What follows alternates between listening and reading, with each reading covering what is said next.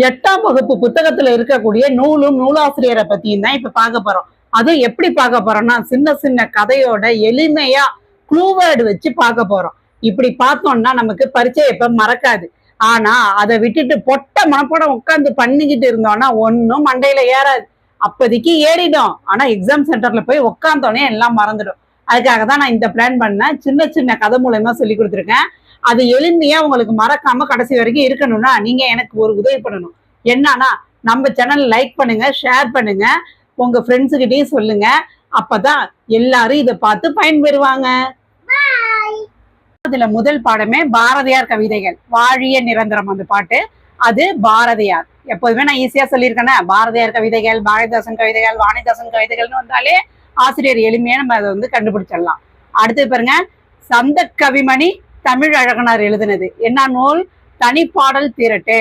தமிழ் வந்து அழகு சேர்த்திருக்காரு தனியா ஒரு பாடலை எழுதி அப்படின்னு நம்ம எளிமையா ஞாபகம் வச்சுக்கலாம். இயற்கையை போற்றுவோம்ன்ற தலைப்புல கொடுத்துருக்காங்க. ஆனா இது வந்து சிலப்பதிகார பாட்டு, வாழ்த்து பாட்டு.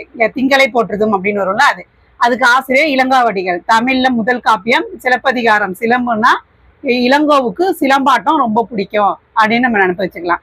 அடுத்து பாருங்க, கலித்தொகை நல்லந்துவனார். அதாவது நல்ல கிரவுண்ட்ல போய் நம்ம விளையாட்டு நல்லா கழிச்சோம்னா நல்லது உடம்புக்கு. நல்லந்துவனார் கழிச்சா நல்லா உடம்புக்கு நல்லது அப்படின்னு எளிமையா ஞாபகம் வச்சுக்கலாம். புத்தியை தீட்டு ஆலங்குடி சோமு. இது எப்படி நினைப்பு வச்சுக்கலாம்? ஆலமரத்துக்கு அடியில உட்காந்துக்கிட்டு கத்தியை தீட்டல யாரும் ஆலமரத்தை வெட்டுறதுக்கு. ஏன்னா ஆலமரத்தை கத்தியால வெட்ட முடியாது, அதனால புத்தியை தான் தீட்டணும். அப்ப ஆலங்குடி சோமு ஆலமரம் அப்படின்னு நம்ம இதை எளிமையா ஞாபகம் வச்சுக்கலாம். அடுத்தது பார்த்தோம்னா திருக்கேதாரம் சுந்தரர். சுந்தரர் யாருன்னா 4 இவங்க இருக்காங்களா சைவக்குறவர்கள், அவங்கள ஒருத்தர். அவர் என்ன பண்றாரு? திருக்கேதாரம் திருவாசகம் பாடினவர். அப்ப இந்த திரு இங்க இருக்கு, அதனால அதை எளிமையா ஞாபகம் வச்சுக்கலாம். புறத்திரட்டு பாடல்கள். இதுல என்ன ஒரு எளிமையான ஆசிரியர்னா, ஆசிரியர் பேர் தெரியல, சரிங்களா? புறத்திரட்டு நிறைய பாடலை திரட்டி வச்சிருக்காங்க, ஆனா ஆசிரியர் பேர் யாருன்னு தெரியல. அடுத்த பிறகு கோணக்காத்து பாட்டு வெங்கம்பூர் சுவாமிநாதன். இப்ப நம்ம ஊர்ல பயங்கரமா காத்தடிக்குது, இது ஆடி மாசம், அதுவும் பயங்கரமா காத்தடிக்குது. அப்ப நம்ம எல்லாம் சாமியை வேண்டுவோம்ல, ஐயோ என் வீட்டு கூரை அறந்துடக்கூடாது, மரம் சாஞ்சிடக்கூடாது அப்படின்னு. அதனால கோணக்காத்து நல்ல வேகமான காத்து அடிச்சதுன்னா சாமிநாதனை வேண்டிக்கிறோம், சாமியை வேண்டிக்கிறோம்னு அனுப்பி வச்சுக்கலாம். மந்திரம் திருமூலர். இது ரெண்டுமே ஒரே மாதிரி வருதா? திருமந்திரம் மூலர் தான், மூளையில உட்காந்துட்டு திருமந்திரம் பண்றாரு ஒரு சாமியாரு. திருமூலர் ஒரு சித்தர் தான், அவர் எழுதினதுதான் திருமந்திரம். 10வது திருமுறையில வருது. அதை எளிமையா நம்ம வச்சிருக்கலாம், எல்லாமே திருன்னு வருது. அடுத்தது குணங்குடியார் பாபரு கோவை.